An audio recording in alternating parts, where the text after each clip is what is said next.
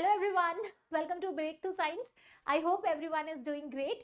So guys, here in this video I'm going to discuss you about the remaining portion of your NDA chemistry previous year question. इसके पहले जो हमने live session लिया था उसमें आपने एनडीए 1 2024 के क्वेश्चंस देखे थे एंड एनडीए 2 2023 के क्वेश्चन डिस्कस किए थे केमिस्ट्री के, राइट। रिमेनिंग जो आपके एनडीए 1 2023 है और एनडीए 1 2022 एंड 2 2022, तो बेसिकली टोटल 5 साल के ये जो पेपर आपको मैं करवा रही हूँ, इतना एटलीस्ट आप करके जाना, बिकॉज इन क्वेश्चन से आपको सीधा टॉपिक पता चलेगा। जैसे आज भी जब आप ये क्वेश्चंस करोगे ना, तो आप देखोगे कि कुछ ऐसे टॉपिक्स हैं जो रिपीटेटिवली कॉमन है, जिनसे कि हर साल क्वेश्चन आए हैं। इसके पहले वाले सेशन में भी आप देखना, बहुत सारे वो कॉमन टॉपिक्स हैं जिनसे क्वेश्चंस आए हैं, और उन्हीं टॉपिक से इस बार भी आपको क्वेश्चंस मिलने वाले। तो इन क्वेश्चंस को रिवाइज कीजिए, इन क्वेश्चंस के टॉपिक्स को आप जरूर कवर करके जाना। फर्दर अगर आपको कोई डाउट होता है, आप मुझे मेरे टेलीग्राम चैनल से ज्वाइन कर सकते हैं, breakthrough science with Monika. इस चैनल पर आप आके अपने डायरेक्ट डाउट्स मेरे साथ क्लियर कर सकते हैं। साथ ही आपको जो भी इंपॉर्टेंट एग्जाम से related notifications, PDFs and quizzes होंगे, वो सभी कुछ इस चैनल पर अवेलेबल होंगे। तो प्लीज आप टेलीग्राम चैनल एटलीस्ट एक बार ज्वाइन कर लीजिएगा, ठीक है। चलिए स्टार्ट करते हैं सेशन। यस, स्टार्ट करने से पहले एक और बहुत इंपॉर्टेंट बात है, इस वीडियो को जितना आप चाहो शेयर कर सकते हैं। साथ ही अगर आप फर्स्ट टाइम इस वीडियो को देख रहे हैं तो चैनल को सब्सक्राइब करना मत भूलिएगा। आइए स्टार्ट करते हैं क्वेश्चंस गाइस। आज के सेशन में जो टोटल नंबर ऑफ क्वेश्चंस है ना, वो ओवरऑल देखो, हर बार आपके केमिस्ट्री के जो क्वेश्चंस पूछे जाते हैं एनडीए में, वो लगभग 13 हो गया, कभी 14, कभी 15, ऐसे वाले फ्रिक्वेंसी में क्वेश्चन आते हैं, ठीक है। तो 3 साल का जो पेपर आज हम करेंगे उसमें ऑलमोस्ट आपके 45 प्लस क्वेश्चन आज हमारे पास हैं। तो वो सारे ही क्वेश्चंस आज हम यहाँ डिस्कस करेंगे, उनके सॉल्यूशंस, उनके एक्सप्लेनेशन के साथ। आपको करना क्या है, कॉपी पेन लेके बैठना है, साथ साथ उन टॉपिक्स को नोट करते जाइए, और आप बाद में मैच करेंगे कि कितनी बार सेम टॉपिक से क्वेश्चंस आए हैं। तो चलिए स्टार्ट करते हैं विदाउट एनी डिले। देखो पहला क्वेश्चन है, which of the hydrocarbon are arranged as per the increasing order of their boiling point, right। ये आपका एनडीए 1 2023 का क्वेश्चन है। आपसे पूछा गया है कि दिए गए हाइड्रोकार्बन में आपको इनको अरेंज करना है increasing order of their boiling point. अब देखो, अगर हाइड्रोकार्बन्स की बात किया जाए तो हाइड्रोकार्बन्स आपके कार्बन और हाइड्रोजन से मिलकर बनते हैं, और बॉइलिंग पॉइंट का मतलब होता है कि वो मैक्सिमम टेम्परेचर जब आपकी लिक्विड या कोई सॉल्यूशन बॉयल करने लग जाए, ठीक है। तो अगर यहाँ पे आप देखो, इसमें कॉन्सेप्ट आपको क्या याद रखना है कि जैसे जैसे नंबर ऑफ कार्बन एटम बढ़ता जाएगा, ठीक है, जैसे जैसे नंबर ऑफ कार्बन एटम बढ़ेगा, ठीक है, वैसे वैसे वहां पे क्या होगा, उसका सरफेस एरिया बढ़ेगा, उनमें वैंडर वॉल फोर्स बढ़ता जाएगा, जिसकी वजह से उनको अब ब्रेक करना मुश्किल हो जाएगा, उनके बीच में स्ट्रॉन्ग अट्रैक्शन हो जाएगा, इलेक्ट्रॉन्स के नंबर बढ़ते जाएंगे, अब उनको ब्रेक करना मुश्किल होता है। इसलिए आपको ज्यादा टेम्परेचर देना पड़ता है, कब, जब कार्बन का नंबर ज्यादा होता है। तो अगर इस केस में आंसर्स देखा जाए तो सबसे पहले देखो, यहाँ पे आपका आ जा रहा है ऑक्टेन, ऑक्टेन से कम है पेंटेन, पेंटेन से कम ब्यूटेन, और उससे कम प्रोपेन। प्रोपेन में 3 कार्बन है, ब्यूटेन में 4 कार्बन है, पेंटेन में आपका 5 कार्बन है, ऑक्टेन में 8 कार्बन है। सो करेक्ट आंसर यहाँ पे आपका बी हो जाएगा। चलिए अगले क्वेश्चन पर आते हैं। Which of the following apparatus is used for separating benzene and water mixture, ठीक है। अब देखो, बेंजीन और वाटर, सबसे पहले आपको ये समझना है कि ये दोनों किस टाइप के मिक्सचर है। अगर आप बेंजीन और वाटर को मिक्स करोगे ना, तो ये दोनों कभी मिक्स नहीं होंगे। तो आप कह सकते हो कि these are the immiscible liquid. कौन से लिक्विड है ये, इमिसिबल, जो कि घुलते नहीं है। और ऐसे लिक्विड को सेपरेट करने के लिए आप जो टेक्निक यूज करोगे, that is your separating funnel. तो ये डिकेंटेशन टेक्निक होती है। डिकेंटेशन टेक्निक में आप सेपरेटिंग फनल एपरेटस यूज करते हो, जिसके थ्रू आप दो इमिसिबल लिक्विड को सेपरेट कर लेते हो। सो ये याद रखना, ये क्वेश्चन अभी जब आप पहला वाला सेशन देखोगे ना, पार्ट 1, उसमें भी इसी टाइप का क्वेश्चन रिपीट किया हुआ है।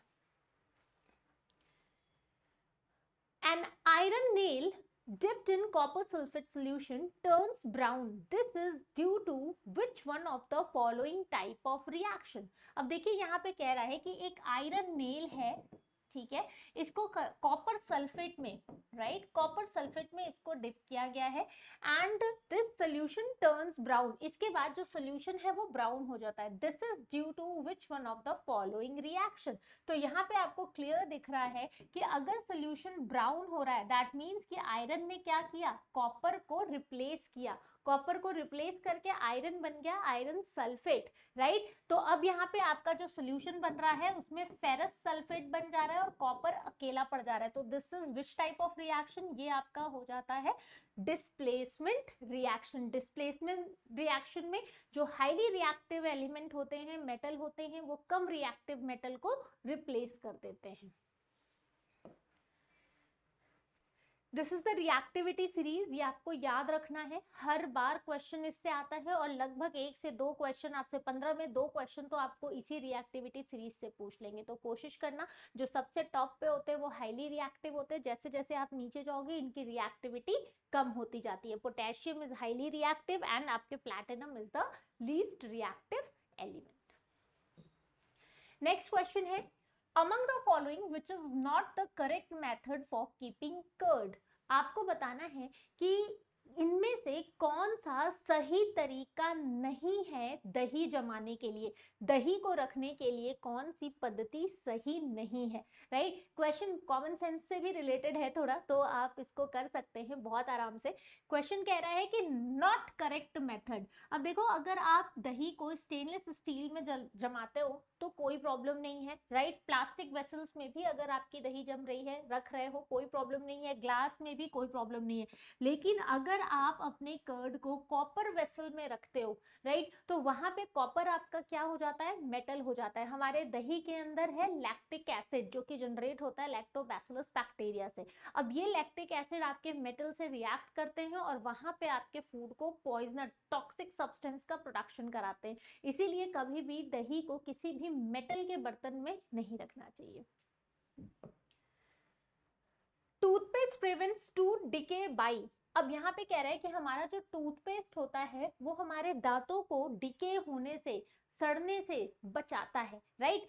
क्या रीजन है उसके पीछे, क्या है ऐसा टूथपेस्ट में कि वहां पे डिके नहीं होने देता है हमारा toothpaste. So neutralising the excess acidity, right, means of emulsification action of fluoride making a coat of calcium over the teeth surface। अब देखो यहाँ पे जो करेक्ट आंसर होगा वो आपका एक्शन ऑफ फ्लोराइड होगा। एक्चुअली हमारा जो फ्लोराइड है ना, हमारे टीथ के लिए, टीथ टू डिके के लिए बहुत इंपॉर्टेंट है। अगर आपके फ्लोराइड की कमी हो जाती है, यूजुअली जो फ्लोराइड है हमें या तो वाटर से या फिर हमें टूथपेस्ट से ही मिलता है, बहुत कम मात्रा में चाहिए लेकिन चाहिए होता है, राइट। तो फ्लोराइड की अगर कमी होती है तो हमें टूथ में कैविटी या फिर डिके होता है, और टूथपेस्ट में अगर फ्लोराइड है तो आप इन प्रॉब्लम से बच सकते हैं। तो यहाँ करेक्ट आंसर आपका फ्लोराइड होगा। What is the specific purpose of using potassium hydroxide during the saponification process? आपको बताना है कि सैपोनिफिकेशन, सैपोनिफिकेशन मींस सोप बनाने का प्रोसेस होता है सैपोनिफिकेशन। यहाँ पे पूछ रहे हैं कि पोटेशियम हाइड्रोक्साइड KOH का इस्तेमाल क्यों किया जाता है सैपोनिफिकेशन में। अब देखो, हमारा या तो पोटेशियम हाइड्रोक्साइड आप यूज करते हो या फिर सोडियम हाइड्रोक्साइड यूज करते हो, राइट। पोटेशियम हाइड्रोक्साइड जो है वो यूज किया जाता है to obtain the soap which are soft on the skin. तो बेसिकली हमारे सॉफ्ट सोप बनाने के लिए पोटेशियम हाइड्रोक्साइड का इस्तेमाल किया जाता है। ये फैक्ट है, इसको आप याद करना, ठीक है। Which one of the following is the correct arrangement of metal in the decreasing order of their reactivity? आपको डिक्रीजिंग ऑर्डर में अरेंज करना है मेटल की रिएक्टिविटी। अगेन आपका ये क्वेश्चन रिएक्टिविटी सीरीज से ही पूछा गया है। देख लो, NDA 1 2023 में 2 क्वेश्चन रिएक्टिविटी सीरीज से बैक टू बैक आए हुए हैं, राइट। तो यहाँ पे देखो डिक्रीजिंग ऑर्डर पूछा हुआ है, यानी सबसे ज्यादा, उससे कम, उससे कम, उससे कम, ऐसा ही होता है ना डिक्रीजिंग ऑर्डर की सीरीज। तो यहाँ पे देखिए सबसे ज्यादा रिएक्टिव आपके सोडियम हो गए, ठीक है, उससे कम रिएक्टिव आयरन, उससे कम रिएक्टिव कॉपर और उससे कम रिएक्टिव आपका सिल्वर हो गया। सो करेक्ट ऑप्शन यहाँ पे आपका डी आ जाएगा। Which among the following statement is not correct with respect to allotropes of carbon. Again आपका ये एक इंपॉर्टेंट टॉपिक है। देखो अभी तक जो टॉपिक ये जो पिछले 5 सालों के पेपर है ना, इनको करके जो टॉपिक एनालाइज आपने मैंने किया है वो कौन कौन से टॉपिक हैं। एक तो आपका केमिकल रिएक्शन से आपको क्वेश्चंस मिल रहे हैं, तो केमिकल रिएक्शन में टाइप्स अच्छे से पढ़ के चले जाना। इसके बाद मेटल एंड नॉन मेटल से क्वेश्चंस आ रहे हैं। देन आपके carbon and compound, reactivity series, ये सारे वो टॉपिक्स हैं। एलॉयज से क्वेश्चंस अभी आपको बहुत सारे मिलेंगे। तो ये वो टॉपिक है ना जिनसे कि आने ही आने हैं, मस्ट है ये टॉपिक आपको पढ़ के जाना। तो कोशिश करना कि इनको तो जरूर रिवाइज करना। जैसे एक क्वेश्चन देखो एलोट्रॉप से पूछा है कि which among the following statement is not correct with respect to allotropes of carbon, right. अब एलोट्रॉप ऑफ कार्बन की बात कर रहे हैं तो graphite is a good conductor of electricity, ये तो बिल्कुल करेक्ट है। क्यों करेक्ट है? क्योंकि ग्रेफाइट में हमेशा एक कार्बन 3 कार्बन से जुड़ा होता है और उसका एक बैलेंस इलेक्ट्रॉन फ्री होता है, राइट। और इसी तरह हर कार्बन के एक एक बैलेंस इलेक्ट्रॉन फ्री होते हैं, जिसकी वजह से वो इलेक्ट्रिसिटी कंडक्ट करा लेता है। तो ये स्टेटमेंट तो करेक्ट हो गया। डायमंड हार्डेस्ट सब्सटेंट है, ये भी बिल्कुल सही है। फ्लोरीन भी आपके कार्बन का एलोट्रॉप है, जिसको बकमिंस्टर फ्लोरीन के नाम से जाना जाता है। And next to diamond graphite is the hardest, ये नहीं होगा, ये गलत स्टेटमेंट है। ग्रेफाइट आपका सॉफ्ट और स्लीपरी इन टच होता है। तो डायमंड तो हार्डेस्ट है, लेकिन डायमंड के बाद ग्रेफाइट हार्डेस्ट नहीं है। So this is the correct one. Which among the following is the popular method for manufacture of ammonia? ये क्वेश्चन भी आपके एग्जाम में हर साल रिपीट करता ही करता है, राइट। अमोनिया का मैन्युफैक्चरिंग कैसे होता है? तो याद कर लो, हैबर-बॉस्क प्रोसेस से आपके अमोनिया का फॉर्मेशन किया जाता है। For the manufacturing of glass, which among the following is used as a source of silica? अब ग्लास बनाने के लिए सिलिका, राइट, सिलिका के लिए, ग्लास बनाने के लिए सिलिका चाहिए, और सिलिका आपको कहां से मिलेगा? इस क्वेश्चन को करने के लिए देखो आपको थोड़ा सा कॉमन सेंस लगाना है। क्ले सॉइल लेंगे नहीं, वुड पाउडर लेंगे नहीं, कोकोनट शेल से हमारा कोई मतलब नहीं है, ठीक है। तो करेक्ट आंसर आपका क्या हो जाएगा यहाँ? D, sand. तो सैंड से आपको सिलिका मिलेगा सैंड में, और उस सिलिका के यूज से आप ग्लास का मैन्युफैक्चरिंग करेंगे। Which among the following is the correct arrangement of halogen in the increasing order of their oxidizing nature? Right? अब ये क्वेश्चन थोड़ा इंपॉर्टेंट है। आपको यहाँ पे ऑक्सीडाइजिंग नेचर के लिए इंक्रीजिंग ऑर्डर में एलिमेंट्स को अरेंज करना है, ठीक है। सबसे पहले आपको ऑक्सीडाइजिंग नेचर समझ में आना चाहिए कि ऑक्सीडाइजिंग नेचर का क्या मतलब होता है। देखो ऑक्सीडाइजिंग नेचर का मतलब हुआ कि इसने क्या किया? इलेक्ट्रॉन का गेन किया। इलेक्ट्रॉन का गेन किया मतलब यहाँ पे क्या हो रहा है? रिडक्शन हो रहा है, राइट। और आपको यही बताना है कि सबसे ज्यादा इलेक्ट्रॉन गेन कौन करेगा। अब यहाँ पे सभी हैलोजेंस है, हैलोजेंस को अगर आप सीरीज में रखो तो FCl, Br, I, इसी तरह पीरियोडिक टेबल में इनकी अरेंजमेंट होती है, राइट। हालांकि सभी के पास एक एक इलेक्ट्रॉन्स गेन करने की टेंडेंसी होती है, लेकिन जो सबसे ज्यादा मोस्ट इलेक्ट्रोनेगेटिव एलिमेंट होते हैं वो आपके फ्लोरीन होते हैं। और जैसे जैसे पीरियोडिक टेबल में आप ऊपर से नीचे जाते हैं, ये जो इलेक्ट्रोनेगेटिविटी की सीरीज है, राइट, वो घटती जाती है। तो यहाँ पे सबसे ज्यादा तो टेंडेंसी होगी फ्लोरीन की होगी, उससे कम क्लोरीन, उससे कम ब्रोमीन, आयोडीन। अब ऑप्शन में देखो ये और ये वाला ऑप्शन तो बिल्कुल निकल गया। ए और डी में आप लोग कंफ्यूज होते हो। इंक्रीजिंग ऑर्डर का मतलब होता है कि बढ़ते क्रम में, राइट। तो अब यहाँ पे अगर फ्लोरीन के बाद क्लोरीन लग गया, यानी ये तो घट रहा है ना, सबसे ज्यादा मैक्सिमम फ्लोरीन है, उससे कम हो रहा है, तो ये ऑप्शन तो नहीं होगा। ये वाला आपका बिल्कुल करेक्ट है। सब आयोडीन, उससे ज्यादा ब्रोमीन, उससे ज्यादा क्लोरीन, और सबसे ज्यादा आपका फ्लोरीन हो गया। तो इस तरीके से आपको क्वेश्चंस को अटेम्प्ट करने हैं। Copper sulfate crystal available in the market are blue colored crystal. By carefully heating, they turn to white color. Which one of the following is responsible for the blue color? Question क्या कह रहा है कि copper sulphate का जो solution है, जब आप मार्केट में जाते हो लेने तो वो ब्लू कलर का दिखता है, लेकिन जैसे ही आप उसको हीट करते हो वो कॉपर सल्फेट जो है व्हाइट कलर में टर्न हो जाता है। Which of the following is responsible? आपको बताना है कि ऑक्सीजन, नाइट्रोजन, वाटर और हाइड्रोजन में क्या रिस्पॉन्सिबल है उसके ब्लू कलर के लिए। तो देखो यहाँ कॉपर सल्फेट का जो फॉर्मूला है वो आपको पता होना चाहिए, CuSO4.5H2O। ये 5H2O क्या है guys? This is the water of crystallisation, right, ये क्या है, वाटर ऑफ क्रिस्टलाइजेशन है। अब अगर आप हीट करते हो इसको, राइट, इसको आप अगर हीट करते हो तो ये सिर्फ कॉपर सल्फेट बचेगा। ये आपका ब्लू कलर का होता है जब इसके पास वाटर होता है, और जब वाटर नहीं होता है तो ये व्हाइट कलर का हो जाता है। तो यहाँ पे वाटर रिस्पॉन्सिबल होता है इसके ब्लू कलरेशन के लिए।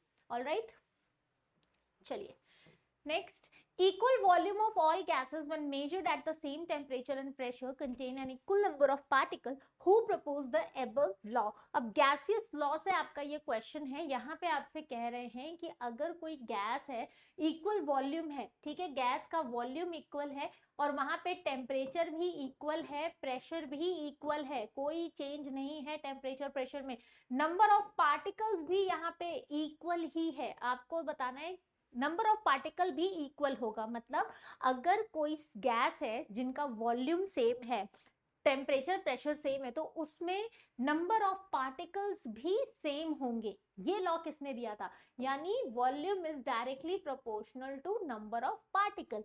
ये लॉ दिया था आपके एवोगैड्रो ने, राइट। चार्ल्स लॉ ने क्या दिया था? चार्ल्स ने रिलेशन बताया था वॉल्यूम एंड टेम्परेचर के बीच में, कि अगर वॉल्यूम बढ़ाओगे तो टेम्परेचर भी बढ़ेगा, दोनों एक दूसरे के डायरेक्टली प्रोपोर्शनल है। बॉयल्स लॉ ने प्रेशर और वॉल्यूम के बीच में रिलेशन बताया था कि प्रेशर जैसे जैसे बढ़ता जाएगा वॉल्यूम वैसे वैसे घटता जाएगा, ठीक है। वहीं गे-लुसैक लॉ ने भी प्रेशर और टेम्परेचर के बीच में रिलेशन दिया हुआ था। तो यहाँ पे देख लो, ये चार्ट है, इसको याद कर लो। बॉयल्स लॉ ने प्रेशर और वॉल्यूम के बीच में रिलेशन दिया था, जिसके according pressure is inversely proportional to V. Charles law ने वॉल्यूम और टेम्परेचर के बीच में दिया था, जहां volume is directly proportional to T. Gay Lussac ने प्रेशर और टेम्परेचर के बीच में दिया था, यहाँ पे भी आपका जो प्रेशर है वो टेम्परेचर के डायरेक्टली प्रोपोर्शनल है। कंबाइंड में इन तीनों को जब आप कंबाइन करते हैं तो आपको कंबाइंड गैस लॉ मिलता है, and ideal gas law is equal to PV is equal to NRT. तो अभी आप सिर्फ ये फॉर्मूला एटलीस्ट याद कर लेना। अगर आपसे न्यूमेरिकल पूछेंगे तो भी इसी पे बेस्ड ही पूछेंगे, आपको सिर्फ वैल्यू पुट करना होगा और आंसर निकालना होगा, ठीक है। चलो अगला question. Airbag works on the principle of a chemical reaction triggered by the impact producing a gaseous product that causes a sudden volume change. Which one among the following chemical conversion is responsible for this?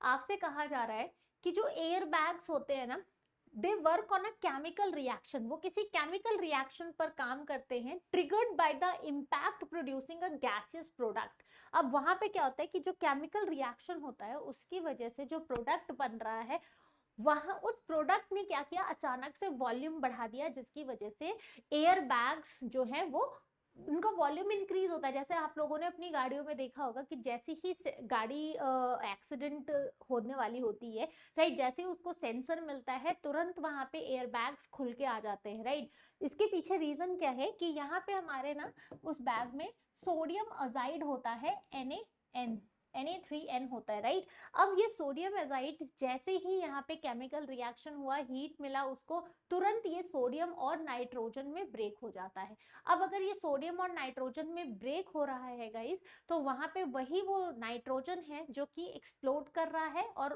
पूरा उसमें bag में balloon gas पूरा fill कर दे रहा है और वो air bag एकदम से फुल के आ जाता है, ठीक है। Which one among the following is the correct reactivity series with water? अब देखो यहाँ पे फिर से आपकी रिएक्टिविटी सीरीज से क्वेश्चन आ गई है, राइट। अब ये इलेक्ट्रोकेमिकल सीरीज से क्वेश्चन है कि पानी के साथ कौन सबसे पहले रिएक्ट करेगा। आपको अरेंज करना है कि सबसे तेज पानी के साथ रिएक्शन किसका होगा। तो यहाँ पे भी अगर आपको रिएक्टिविटी सीरीज याद होगी इलेक्ट्रोकेमिकल, तो सबसे ज्यादा जिंक, उससे कम आयरन, उससे कम लेड और सबसे कम कॉपर रिएक्ट करता है।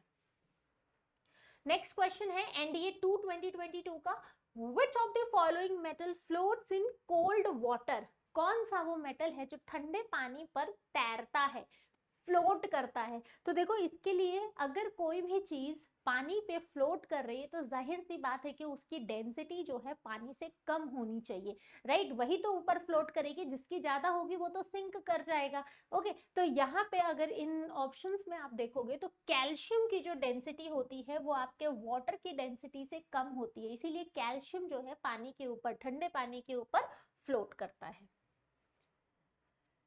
Which one of the following solution is not capable of conducting electricity? आपको बताना है इनमें से इलेक्ट्रिसिटी कंडक्ट कौन नहीं करेगा। अब देखो इलेक्ट्रिसिटी कंडक्ट करने के लिए जो आपको चाहिए वो क्या होता है, आयंस चाहिए होता है या फिर आपको फ्री इलेक्ट्रॉन्स चाहिए होते हैं, यही सब रिक्वायरमेंट होती है ना इलेक्ट्रिसिटी कंडक्ट करने के लिए। तो अगर आप देखो यहाँ पे copper sulphate, sodium chloride, sodium hydroxide, right, CuSO4, then आपका NaCl, right, and sodium hydroxide, ये सभी जैसे ही आप इनको पानी में मिक्स करोगे ये सभी आपको आयनिक फॉर्म में दिखने लगेंगे। Copper plus plus, sulphate minus minus, Na plus, Cl minus, Na plus, OH minus, ये सभी आयनिक फॉर्म में कन्वर्ट होंगे और इलेक्ट्रिसिटी का कंडक्शन कराएंगे। लेकिन जो हमारा शुगर होता है that is your glucose C6H12O6, ये आपके आयनिक फॉर्म में नहीं मिलेंगे। दैट्स वाई यही जो आपका करेक्ट आंसर है, इलेक्ट्रिसिटी कंडक्ट नहीं कराएगा। To help deep sea divers breathe, they carry cylinder of oxygen mixed with.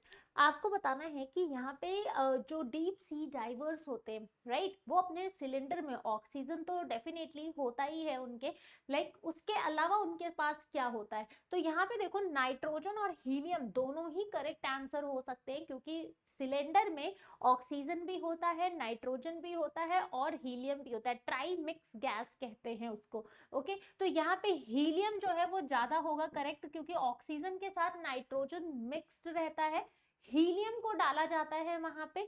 Okay, तो करेक्ट आंसर यहाँ पे आपका हीलियम होना चाहिए। आप यूपीएससी की वेबसाइट पे चेक कर लेना उन्होंने क्या आंसर दिया है, क्योंकि ये 3 गैस है जो चाहिए होती है आपके ऑक्सीजन सिलेंडर में।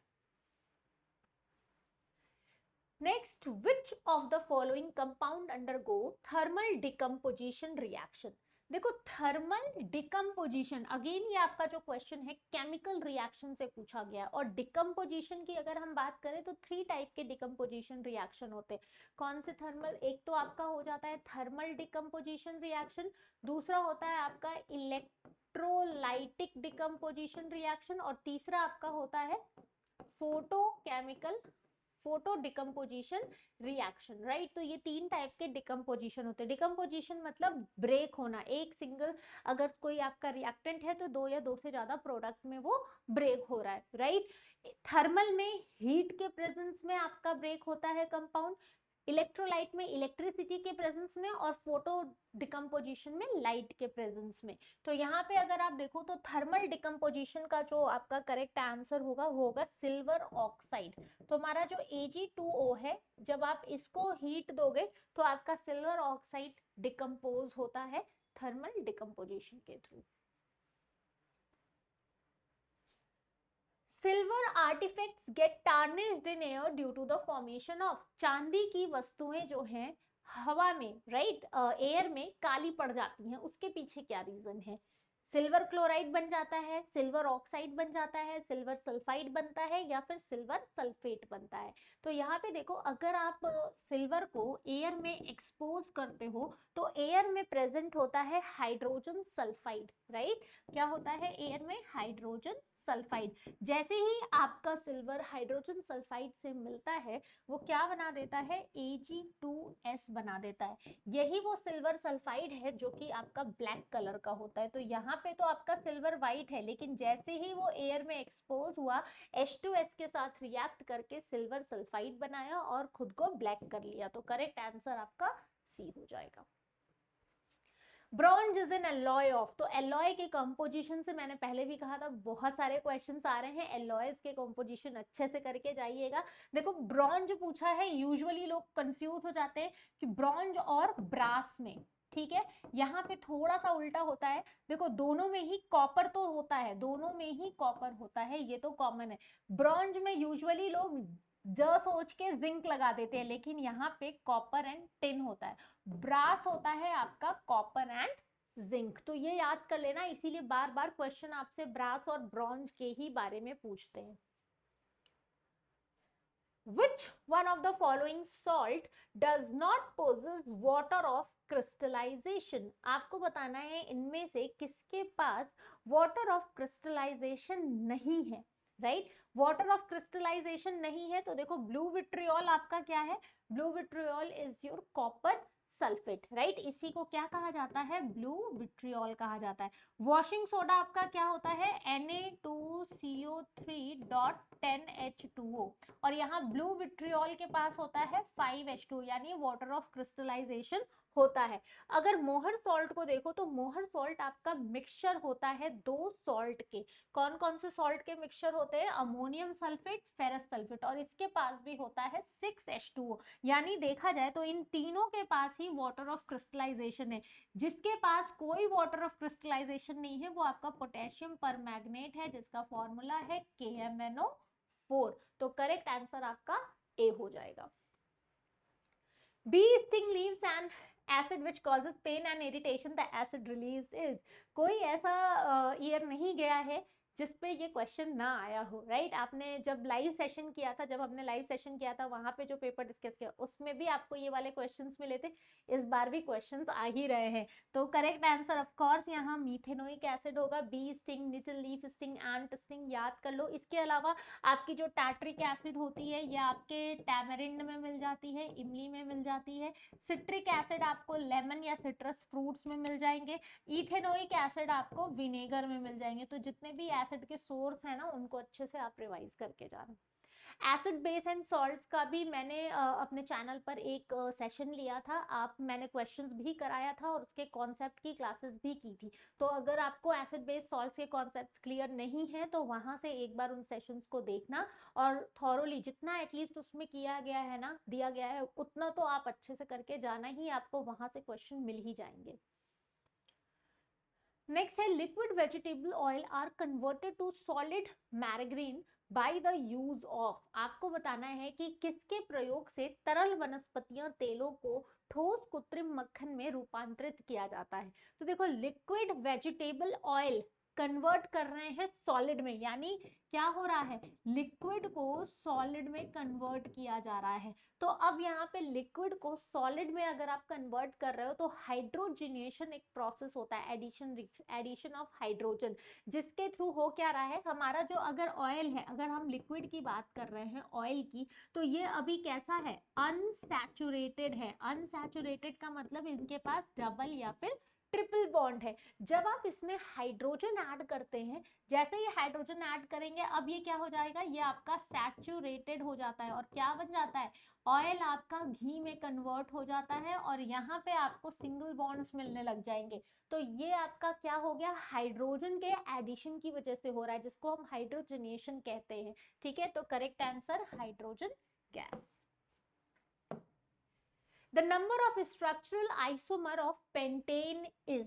अब देखो आइसोमर्स क्या होते हैं, आइसोमर्स होते हैं गाइस जब आपका सेम स्ट्रक्चर होता है, ठीक है, सॉरी सेम मॉलिक्यूलर फॉर्मूला होता है एंड डिफरेंट स्ट्रक्चर होते हैं, इन्हीं को हम क्या कहते हैं, आइसोमर्स कहते हैं, right, they are known as isomer. अब देखो अगर आप पेंटेन की बात करो तो पेंटेन आपका 5 कार्बन का कंपाउंड है, यानी कुछ इस तरीके का स्ट्रक्चर हो जाएगा, 3 4 5। ओके, अब यहाँ पे आपका एक तो स्ट्रक्चर ऐसा हो गया, यहाँ पे इन सबके पास आप हाइड्रोजन लगा दो, ये सभी हाइड्रोजन है, ठीक है, इसको समझ लेना, ये सब हाइड्रोजन है जितने भी मैंने स्टिक्स बना रखे हैं यहाँ, राइट। एक स्ट्रक्चर तो ऐसा हो गया, दूसरा स्ट्रक्चर कैसा हो जाएगा, आपकी 4 कार्बन की चेन बन जाएगी, एक कार्बन आपने यहाँ पे लगा दिया, तो अब देखो ये आपका एक अलग स्ट्रक्चर बन गया। तीसरा स्ट्रक्चर आपका कैसा बनेगा, 3 कार्बन की चेन बनेगी, एक कार्बन यहाँ एक कार्बन यहाँ, तो तीनों में number of carbon and hydrogen atom same होंगे लेकिन स्ट्रक्चर अलग अलग हो गया। तो यहाँ पे आपके पेंटेन के 3 आइसोमर बन रहे हैं, this is the correct one. Dry ice is used on performing a stage to produce mist in air. The process involved is an example of. So guys, ये क्वेश्चन भी आपका बहुत बार रिपीटेड है, right. ये inter conversion से question आया हुआ है मैटर से, स्टेट ऑफ मैटर से। करेक्ट आंसर सब्लिमेशन होता है। सब्लिमेशन में क्या है, आपका जो भी सॉलिड है, ठीक है, वो डायरेक्ट आपके गैसियस स्टेट में चेंज होता है बिना लिक्विड में कन्वर्ट हुए, राइट। अब dry ice is one of the, dry ice क्या है, dry ice is nothing but the solid carbon dioxide, यानी CO2 तो वैसे गैसियस स्टेट में होता है लेकिन अगर CO2 सॉलिड स्टेट में तो उसको आप ड्राई आइस कहते हैं, ठीक है। तो ड्राई आइस हो गया आपका सॉलिड CO2 जो कि सब्लिमेबल कंपाउंड इसको हम कहते हैं, जो डायरेक्टली गैस में कन्वर्ट हो जाते हैं बिना लिक्विड में। इनके अलावा जो एग्जांपल्स आपको याद रखने हैं वो आपका आयोडीन है, नेप्थलीन है, एंथ्रासीन है, ये सभी नोट कर लेना, इनमें से कोई भी आपसे पूछ सकते हैं वो, राइट। अमोनियम क्लोराइड है, कैम्फर है, कपूर, ठीक है। ये सभी आपके सब्लिमेबल कंपोनेंट हैं जिनसे कि आपको क्वेश्चंस एग्जाम में मिलते हैं। C4H8 belongs to the homologous series of, अब देखो C4H8 तो आपको सीधा सीधा दिख रहा है यहाँ पे CnH2n इसका फॉर्मूला होगा, तभी तो C4 2 4 जा 8। सो CnH2n जो है ये मॉलिक्यूलर फॉर्मूला किसका है, ये आपका एल्कीन का फॉर्मूला होता है। अगर एल्केन का फॉर्मूला देखोगे तो क्या हो जाएगा, CnH2n +2 होता है, एल्कीन आपका CnH2n होता है, और एल्काइन क्या होता है, CnH2n -2 हो जाता है। तो करेक्ट आंसर आपका हो जाएगा यहाँ पे बी, C4H8। अगर आपको ये भी देखना है कि कैसे ये एल्कीन है, क्योंकि एल्कीन में आपके डबल बॉन्ड होते हैं, तो ये पहले तो आप 4 कार्बन लगा दो यहाँ पे, ठीक है, 4 कार्बन लगा दो। अब आपको 8 हाइड्रोजन लगाना है, तो 1 2 3 हाइड्रोजन, 4 5 6 हाइड्रोजन, यहाँ पे एक डबल बॉन्ड लगा दो, 6 7 8। अब देखो हर कार्बन अपने 4 वैलेंस इलेक्ट्रॉन्स के साथ सेटिस्फाइड है, और आपका ये स्ट्रक्चर किसका बन गया, एल्कीन का बन गया, राइट, डबल बॉन्ड की वजह से। एल्काइन में ट्रिपल बॉन्ड, एल्केन में आपको सिंगल बॉन्ड मिलता है। NDA 1 2021 2 का क्वेश्चन आ रहा है guys, which one of the following reaction is an example of decomposition reaction। decomposition reaction जैसा मैंने आपको पहले ही बताया है कि सिंगल प्रोडक्ट आपका 2 या 2 से ज्यादा रिएक्टेंट्स 2 या 2 से ज्यादा प्रोडक्ट में ब्रेक होता है। तो यहाँ पे देखो पहला वाला रिएक्शन देखो, CH4 ऑक्सीजन के प्रेजेंस में CO2 और वाटर बना रहा है, तो ये तो आपका कंबशन रिएक्शन हो गया, यहाँ पे कंबशन हो रहा है, क्यों, क्योंकि हाइड्रोकार्बन ऑक्सीजन के प्रेजेंस में बर्न होके कार्बन डाइऑक्साइड गैस रिलीज कर रहा है। सिल्वर क्लोराइड सनलाइट के प्रेजेंस में सिल्वर और क्लोराइड, अब ये कैसा हो गया, ये आपका फोटो डिकम्पोजिशन रिएक्शन है, this is the type of decomposition reaction. यहाँ पे देखो CuO plus H2 gives you CO plus H2O, again यहाँ पे ये आपका रिडॉक्स रिएक्शन है, Fe plus U ये डिस्प्लेसमेंट रिएक्शन है, तो करेक्ट आंसर आपका बी हो जाना है।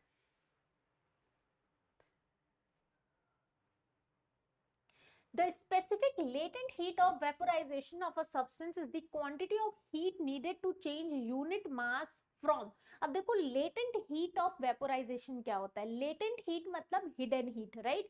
वेपोराइजेशन मतलब क्या वो हिडन हीट, क्या वो अमाउंट ऑफ हिडन हीट होगी जो कि किसी लिक्विड को गैसियस स्टेट में कन्वर्ट करा सके। वेपोराइजेशन क्या होता है, लिक्विड से वेपर में कन्वर्ट होना, ठीक है। तो अब यहाँ पे देखो क्या कह रहा है, लेटेंट हीट ऑफ वेपोराइजेशन, तो वेपोराइजेशन में सबसे पहले क्या हो रहा है, लिक्विड टू वेपर में कन्वर्ट होगा, यानी ये और ये दोनों ऑप्शन तो आपके पहले ही निकल गए।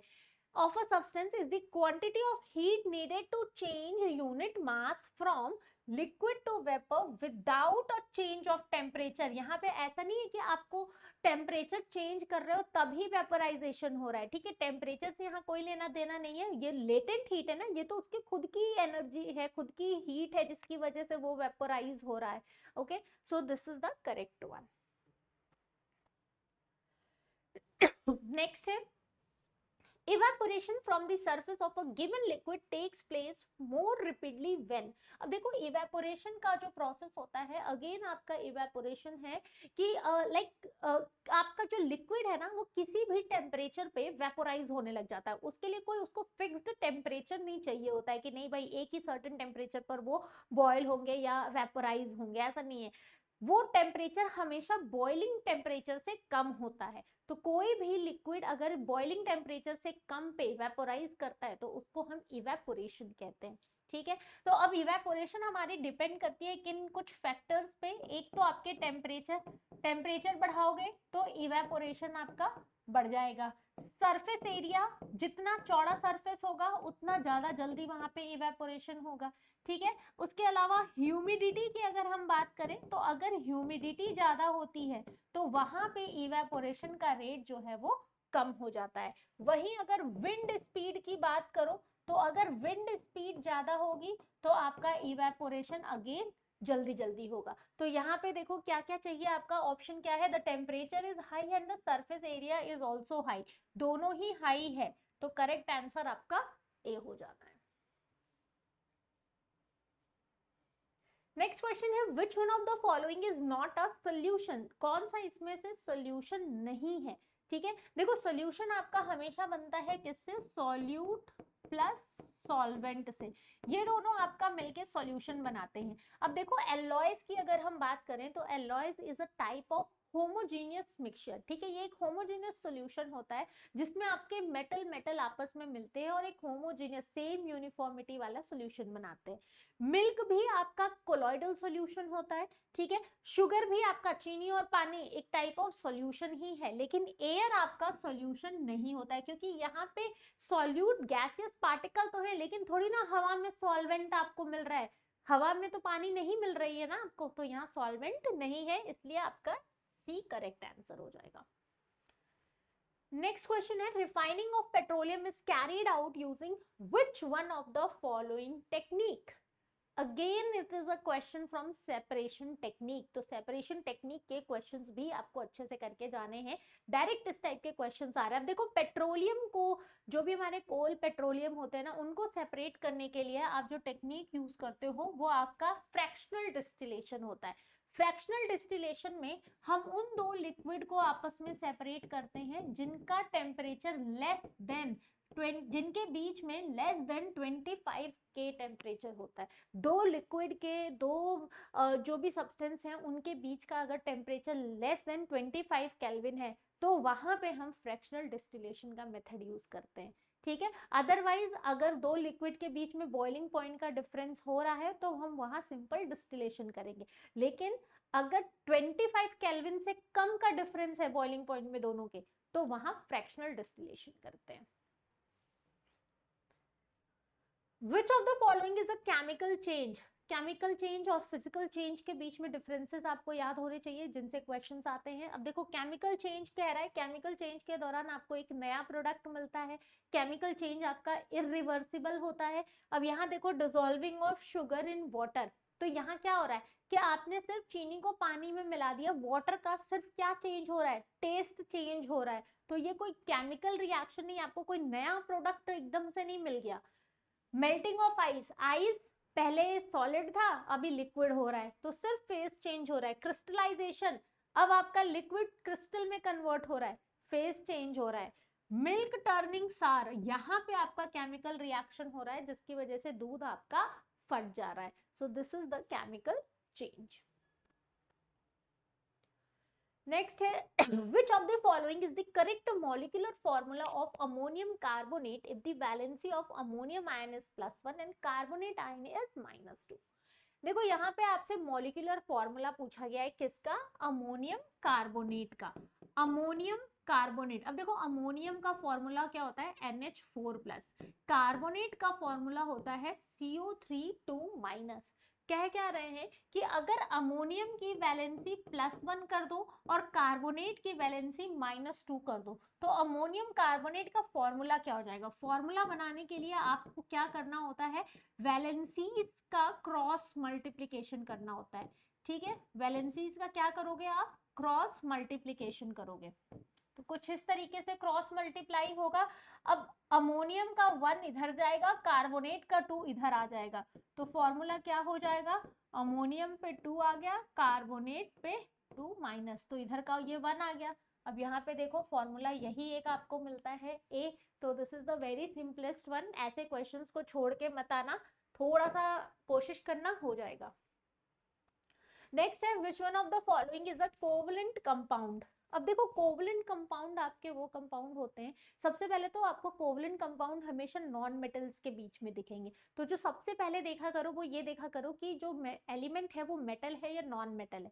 अगर मेटल और नॉन मेटल है, ठीक है, तो वो उनके बीच में आयनिक बॉन्ड बनेगा, मेटल मेटल है तो मेटलिक बॉन्ड बनेगा। अगर नॉन मेटल और नॉन मेटल है तो वहां पे मिलता है आपको कोवलेंट बॉन्ड। ठीक है, अब देखो यहाँ calcium oxide sodium nitride, zinc sulphide, तीनों में आपको मेटल मिल रहा है।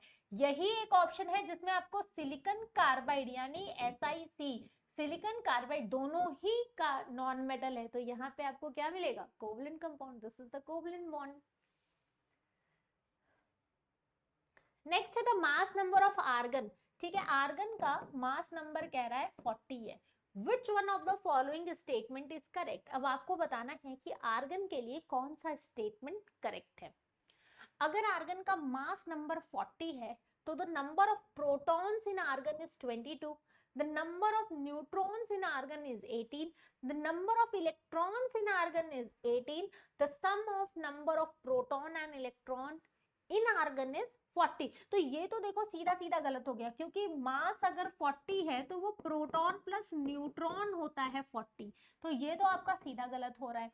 ठीक है, the number of neutron in argon is 18, नहीं, यहाँ पे जो हमारा आर्गन का एटॉमिक नंबर होता है वो होता है 18। अब जितना एटॉमिक नंबर होता है उतना ही उसके पास नंबर ऑफ प्रोटॉन होता है और उतना ही उसके पास नंबर ऑफ इलेक्ट्रॉन होगा, अगर उसके ऊपर कोई पॉजिटिव नेगेटिव चार्ज नहीं है तो। चूंकि हमारा आर्गन, इसके पास कोई नेगेटिव पॉजिटिव चार्ज नहीं है, नोबल गैस है बेचारा, तो अब यहाँ पे क्या हो जाएगा, इसके पास प्रोटॉन भी 18 होंगे और इसके पास इलेक्ट्रॉन भी 18 होंगे, तो ये भी गलत हो गया, ये भी गलत हो गया।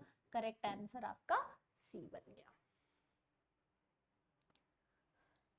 चलिए next question, which one of the following is the correct order of the valency of element. अब देखो यहाँ पे एलिमेंट की वैलेंसीज बतानी है। इसी टाइप के क्वेश्चंस आपके एग्जाम में आ रहे हैं और इनके लिए आपका कॉन्सेप्ट का क्लियर होना जरूरी है। देखो वैलेंसी सबसे पहले आपको पता होनी चाहिए वैलेंसी क्या होती है। गाइस वैलेंसी होता है कि कितने इलेक्ट्रॉन से आपका एटम दूसरे एटम से जुड़ रहा है, मतलब जितना इलेक्ट्रॉन ट्रांसफर हो रहा है, या तो जोड़ने के लिए, देख कोई किसी को दे रहा है कोई किसी से ले रहा है, तो कोई कितना दे रहा है और कोई कितना ले रहा है, वही उसकी वैलेंसी होती है। अब यहाँ पे अगर देखो नियॉन की, नियॉन आपका कैसा है, नियॉन आपका नोबल गैस है जिसके पास आउटर मोस्ट में 8 वैलेंस इलेक्ट्रॉन है, मतलब कि उसको किसी से कोई इलेक्ट्रॉन ना चाहिए ना किसी को वो देता है, क्योंकि वो तो ऑलरेडी स्टेबल है। तो नियॉन के पास जो वैलेंसी हो जाएगी वो क्या हो जाएगी, 0 हो जाएगी। अब उस हिसाब से अगर देखा जाए, आपको बताना है करेक्ट ऑर्डर, यानी नियॉन की वैलेंसी सबसे कम, तो यहाँ पे देखो ए और सी में ही नियॉन दिख रहा है, यानी ये वाले और ये वाले ऑप्शन तो पहले ही लाइन से हटा दो।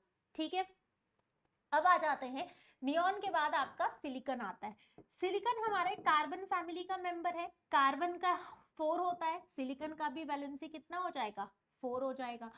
देन आता है आपका नाइट्रोजन, नाइट्रोजन की वैलेंसी हो जाती है 3, नाइट्रोजन के पास 5 वैलेंस इलेक्ट्रॉन होते हैं, 3 इलेक्ट्रॉन वो किसी से बोरो करते हैं और स्टेबल होते हैं, तो नाइट्रोजन की वैलेंसी हो गई 3। मैग्नीशियम की वैलेंसी होती है 2, क्योंकि मैग्नीशियम 2 इलेक्ट्रॉन निकाल के स्टेबल होते हैं, राइट। मैग्नीशियम क्या होता है +2, नाइट्रोजन -3, सिलिकॉन पे 4 और नियॉन पे 0। तो अब यहाँ पे अगर आप देखो तो सबसे कम नियॉन, नियॉन के बाद आपके आ जाएंगे magnesium, then nitrogen, then silicon, तो करेक्ट ऑप्शन आपका ए बन गया। नेक्स्ट है, for an element with atomic number 35, which one of the following will be the correct number of electron in its valence shell based on Bohr model of atom। अब देखो आपको यहाँ पे element दिया गया है, ठीक है, एंड उसका जो भी एलिमेंट है ना उसका एटॉमिक नंबर दिया हुआ है 35। आपको बताना है कि बोर मॉडल के अकॉर्डिंग उसका क्या इलेक्ट्रॉनिक कन्फिगरेशन होगा, मतलब वैलेंस शेल में कितने नंबर ऑफ इलेक्ट्रॉन्स होंगे। बोर का जो एटॉमिक इलेक्ट्रॉनिक कन्फिगरेशन था वो KLMN पे बेस्ड था। ठीक है, K के पास मैक्सिमम 2, 8, 18, 32, ये maximum number of electrons in shells में पाए गए। अब आपको इन 35 को, सबसे पहले 35 इलेक्ट्रॉन्स हैं, इनको आप इस ऑर्बिटल्स में अरेंज कीजिए। तो देखो जब आप इसको अरेंज करोगे ना तो कुछ इस तरीके का आपको स्ट्रक्चर मिलेगा। This is the bromine having 35 atomic number. इनका जो आउटर मोस्ट होगा उसके पास होंगे 7 इलेक्ट्रॉन, 1 2 3 4 5 6 एंड 7। तो इलेक्ट्रॉनिक कन्फिग्रेशन देखो 2L, देन आपका ये M और ये जो आउटर वाला था n, इसके पास है 7 इलेक्ट्रॉन। जो आउटर मोस्ट में इलेक्ट्रॉन्स होते हैं वही आपके वैलेंस इलेक्ट्रॉन कहलाते हैं। तो यहाँ पे हमारा जो करेक्ट आंसर हो गया that will be D7। Next है which one of the following is not an example of redox reaction. Redox reaction का एग्जाम्पल कौन सा नहीं है? देखो, रिडॉक्स रिएक्शन क्या होते हैं?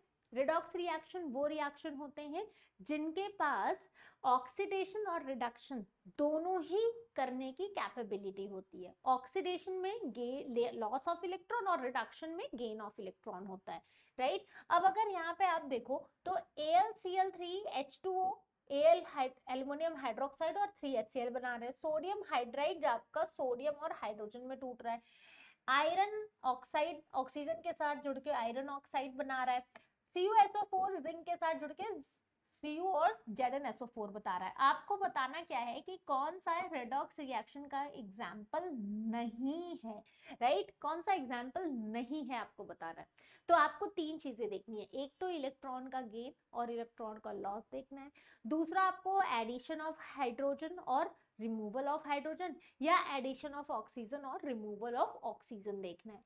तो यहाँ पे जब आप देखोगे तो करेक्ट आंसर आपका ए आ जाएगा, this is not the redox reaction. यहाँ पे देखो सोडियम हाइड्राइड है, यहाँ क्या हो रहा है? सोडियम से हाइड्रोजन का लॉस हो रहा है। हाइड्रोजन का लॉस हो रहा है मतलब ये क्या हो गया? हाइड्रोजन का लॉस होता है ऑक्सीडेशन में और हाइड्रोजन का गेन होता है रिडक्शन में। ऑक्सीजन गेन हो रहा है तो ये कैसा हो गया? ये भी आपका ऑक्सीडेशन हो रहा है। यहाँ पे भी आपका इलेक्ट्रॉन्स हो रहा है, देखो ये +2 है, यहाँ -2 है, यहाँ 0 है, यहाँ 0 हो गया, ये +2 हो गया, ये -2 हो गया। तो देखो जिंक आपका 0 से +2 हो रहा है मतलब इलेक्ट्रॉन लॉस हो रहा है, ऑक्सीडेशन हो रहा है।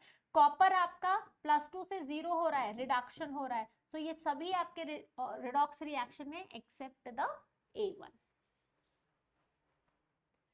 नेक्स्ट है which of the following allotrope of carbon is isomorphous with crystalline silicon. Isomorphous का मतलब होता है सेम स्ट्रक्चर। तो आपको बताना है कि इनमें से कौन से हैं जो सिलिकॉन के जैसा स्ट्रक्चर है जिसका। तो वन एंड ओनली आपके डायमंड और सिलिकॉन में आपको सेम स्ट्रक्चर मिलता है, कार्बन की सेम बॉन्डिंग मिलती है, एक कार्बन 4 कार्बन से बॉन्डेड होते हैं और टेट्राहेड्रल स्ट्रक्चर बनाते हैं। सिमिलरली सिलिकॉन में भी आपको ऐसा ही कुछ देखने को मिलता है। तो याद रखना सिलिकॉन और आपके जो डायमंड है वो आइसोमॉर्फिक नेचर के। Which one of the following is the color of hydrogen gas? Hydrogen gas का कलर, तो ये तो बहुत सिंपल है, आपका हाइड्रोजन गैस कलरलेस होता है, कोई भी कलर नहीं होता है उसका। कलर्स के भी क्वेश्चंस याद करना, यूजुअली हैलोजन से आपसे क्वेश्चंस पूछते हैं कलर में। कौन सा पिगमेंट नहीं है? Which one of the following is not a pigment? तो देखो है जिंक ऑक्साइड, चौक और व्हाइट लीड, ये सभी आपके पिगमेंट के तौर पे पेंट में यूज होते हैं। सिलिका जो है ये एक तरीके का डिहाइड्रेटिंग एजेंट है। डिहाइड्रेटिंग एजेंट मतलब जितने भी वाटर कंटेंट होते हैं ना, ये उनको एब्जॉर्ब कर लेता है, मॉइस्चर एब्जॉर्ब करने का काम आपका सिलिका करता है। तो क्वेश्चन याद रखना कि सिलिका जो है एक तरीके का डिहाइड्रेटिंग एजेंट होता है।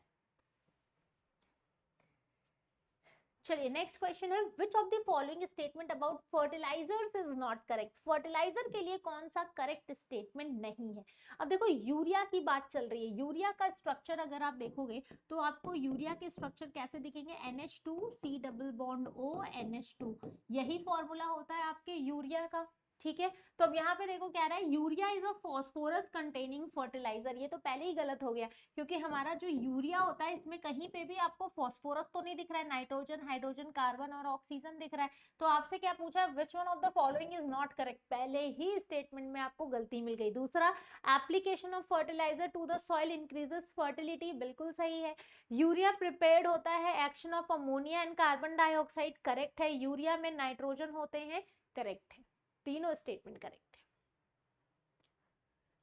नेक्स्ट है which one of the following statement is not correct. कौन सा स्टेटमेंट नहीं है करेक्ट? किसके लिए? एलोट्रॉप्स के लिए। एलोट्रॉप्स ऑफ कार्बन, अगेन मैं आपसे कह रही हूँ इंपॉर्टेंट है, अच्छे से पढ़ के जाना इसको, ठीक है। Most carbon compound are good conductor of electricity, कैसे भाई, कब से हो गए? कार्बन हमारे नॉन मेटल होते हैं ना, तो ये कहाँ इलेक्ट्रिसिटी कंडक्ट कर रहे हैं? गुड। तो आपसे तो यहीं पे गलत मिल गया।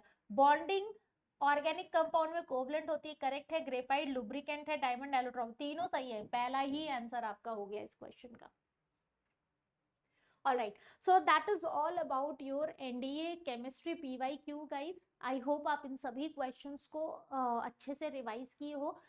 इसके पहले के जो भी हमारे क्वेश्चंस थे उनको हमने लाइव सेशन में कवर किया है, तो एक बार आप वो लाइव सेशन में वो वाला सेशन देख लेना और वहां से उन क्वेश्चंस को नोट करना। और ये वाले सेशंस में से आप जितने क्वेश्चंस कर रहे हो इनको मस्ट है रिवाइज करना और इनके टॉपिक्स को जरूर रिवाइज करके जाना। फर्दर आपको कोई भी डाउट होता है आप मुझे कमेंट सेक्शन में भी पूछ सकते हैं, मेरे टेलीग्राम पे भी पूछ सकते हैं। विद दिस, अगर सेशन अच्छा लगा है तो चैनल को सब्सक्राइब कीजिएगा एंड शेयर करिएगा अपने फ्रेंड्स के साथ। Thank you everyone.